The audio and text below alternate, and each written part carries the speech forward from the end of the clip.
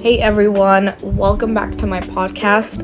I'm Tabarak Khaleefa, and today we're diving into a topic that might sound a little fancy at first, but I promise it's super practical and super relevant.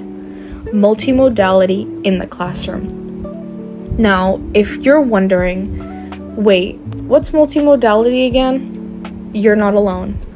It's one of those terms that gets tossed around in different sessions and academic journals, but at its core, it's all about one thing: communicating and learning through more than just words. We're talking images, sound, video, movement, even space and layout. And let's be real, our students are already living in a multimodal world. They scroll on TikTok, play games, create memes. They're engaging with meaning in ways way beyond just reading and writing. Given that the world is full of multimodal text, from social media posts, advertisements, films, and even academic papers, you might think students intuitively know how to analyze them. However, our sources point out that this isn't even necessarily the case, highlighting the need for intentional teaching. In an article titled "Supporting Multimodal Literacy" from University of Michigan, they stated that because analyzing multimodal text is not intuitive, students need explicit instruction in order to gain multimodal literacy. Just as we teach students to perform a closed reading or textual analysis on alphabetic text, it's important to provide students with skills and models that will help them bring a critical eye to multimodal text. Students are often accustomed to viewing multimodal text, like entertainment or simple information sources, without deeply considering their meaning or their context. Therefore, providing explicit instruction and modeling analytical strategies, starting with careful observation, is crucial for developing multimodal literacy. So the big question now is, how can we bring that into our classroom in ways that are intentional, meaningful, and still tied to those learning goals? So let's start with the why. Think about your students. You've got kids who are strong writers, sure, but you've also got visual thinkers, performers, kids who just light up when they get to move or design something. Multimodal teaching gives all those students a way to show what they know, not just the ones who shine on traditional essays or tests. And for those of us teaching literacy, ELA, or really any content area, it's about acknowledging that reading and writing don't live in a vacuum anymore. Texts today are layered. Think about infographics, video essays, even social media threads with embedded GIFs and links. Teaching students to read and create across these modes, that's preparing them for the real world. Embracing multimodality means asking big questions about how we communicate. If we move beyond just text on a page, what other avenues open up? The sources encourage us to think broadly about the potential for expression.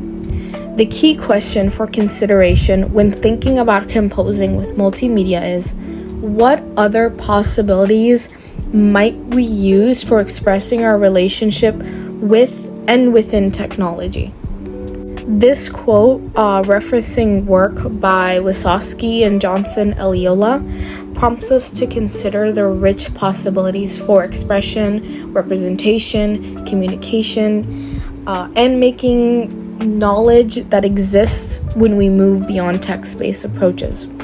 Failure to explore these possibilities risks limiting students' ability to communicate effectively in a media-rich world.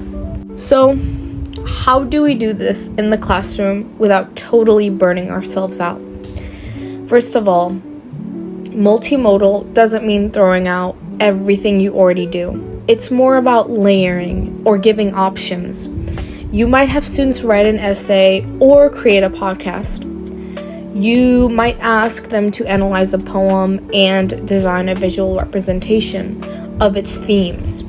The key is to think about what mode helps amplify the learning, not just what's flashy. One of my favorite things about multimodal assignments is how much student choice they invite.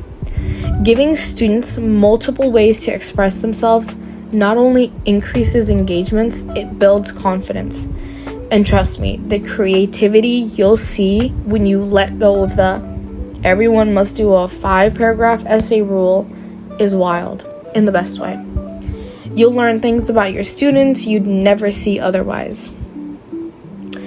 Shifting gears slightly, beyond analyzing or composing multimodal text, there's a growing body of research on the power of multimodal learning.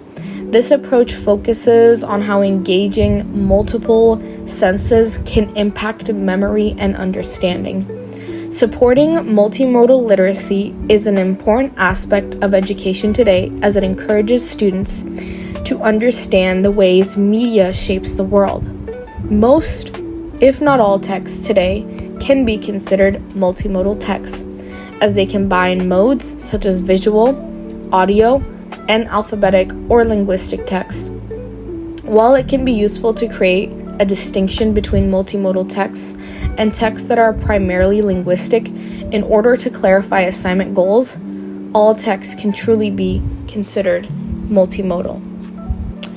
The Edutopia source elaborates on this, noting that when students use multiple senses to learn, perhaps by drawing a concept or acting something out, they are more likely to remember and develop a deeper understanding of the material. This is supported by a large body of research. Of course, we still need to assess work, and yes, you can absolutely grade multimodal projects in a fair and structured way. Rubrics are always your best friend. Just shift the focus on how effectively students are communicating their ideas, not just what format they're using. So let me leave you with a few quick tips if you're thinking about trying this in your own classroom. Start small. You don't need a full-blown media lab. Even a simple make a meme to explain a concept assignment counts.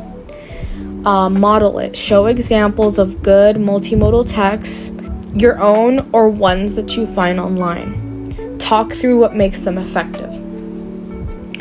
Offer scaffolding. Some kids might be great with tech, others not so much.